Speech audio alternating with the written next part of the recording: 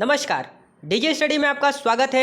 यहाँ हम कक्षा 5 हिंदी मीडियम में हिंदी सब्जेक्ट में गुजरात बोर्ड द्वारा जो दिए गए प्रथम मूल्यांकन कसौटी सितंबर 2021 का पेपर का सॉल्यूशन करेंगे। तो देखिए यहाँ पर कुछ हम लोगों को सवाल दिए गए हैं, तो इसका हम सॉल्यूशन करते हैं। तो देखिए यहाँ पर सबसे पहला नंबर का जो सवाल है हम लोगों को दिया है कि निम्नलिखित परिच्छेद में उचित विराम चिन्ह लगाकर परिच्छेद को फिर से सुंदर अक्षरों में हमें लिखना है। तो देखिए यहाँ पर जहाँ पर हमारे विराम चिन्ह आते हैं उस हिसाब से हमें विराम चिन्ह लगाना है। देखिए तो यहाँ पर सबसे पहले क्या आएगा कि जो नकुल है वो प्यास के कारण विह्वल था, उसी प्रकार से इसलिए उसने आवाज़ की अवहेलना करते हुए शीतल पानी पीने का प्रयास किया। अब देखिए जहाँ पर किया आया है यहाँ पर पूर्ण विराम आ जाएगा और उसी प्रकार से परंतु क्या, तो देखिए अब यहाँ पर क्या आया है, तो क्या आया है तो यहाँ पर एक क्वेश्चन मार्क आएगा।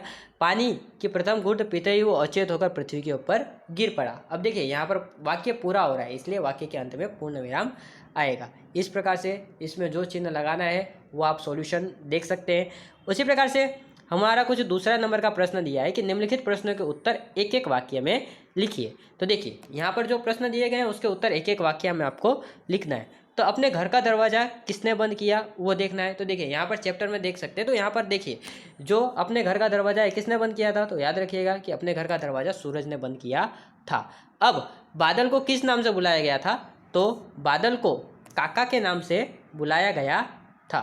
उसी प्रकार से युधिष्ठिर ने सबसे पहले जल पीने के लिए किसे भेजा था, तो देखिए अपना जो सबसे छोटा भाई है उन्होंने उसको भेजा था, मतलब कि नकुल जो है उसको उन्होंने जल पीने के लिए भेजा था। उसी प्रकार से कवि किससे प्रार्थना करते हैं, तो कवि जो है वो प्रभु से प्रार्थना करते हैं। उसी प्रकार से अगला सवाल है कि पृथ्वी से अधिक भारी क्या है, तो युधिष्ठिर ने इसका जवाब दिया था कि पृथ्वी से अधिक भारी है माँ की ममता। सबसे बड़ी सबसे भारी में भारी है माँ की ममता।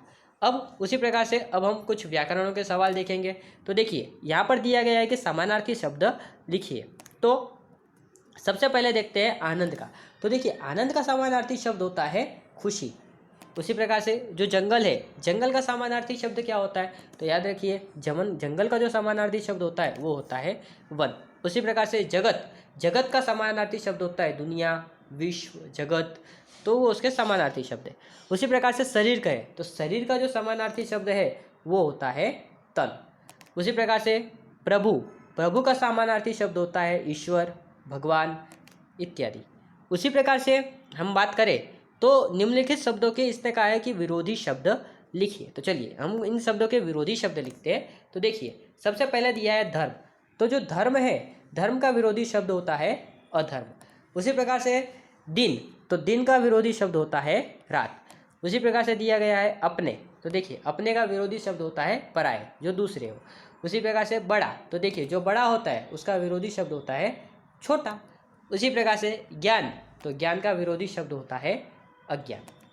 उसी प्रकार से हमारे अगले सवाल का सॉल्यूशन देखते हैं। तो देखिए यहाँ पर हम लोगों को कुछ और दिया गया है कि हम लोगों को यहाँ पर एक आकृति दी गई है। अब ये आकृति पर से इस आकृति के ऊपर हमें 5 से 6 वाक्य लिखने हैं। देखिए हम क्या क्या लिख सकते हैं। तो देखिए सबसे पहले आप देखिए ये आकृति में पतंग उड़ाया जा रहा है। तो देखिए पतंग कब उड़ाया जाता है, तो उत्तरायण के टाइम पर उड़ाया जाता होगा। तो यह किसका त्यौहार हो सकता है, तो ये एक उत्तरायण का त्यौहार हो सकता है। अब यहाँ पर क्या हो रहा है, तो देखिए चित्र में क्या कर रहे हैं बच्चे, तो देखिए यहाँ पे चित्र में सारे के सारे बच्चे पतंग उड़ा रहे हैं। मतलब हम ये भी लिख सकते हैं कि चित्र में सारे बच्चे पतंग उतार रहे हैं।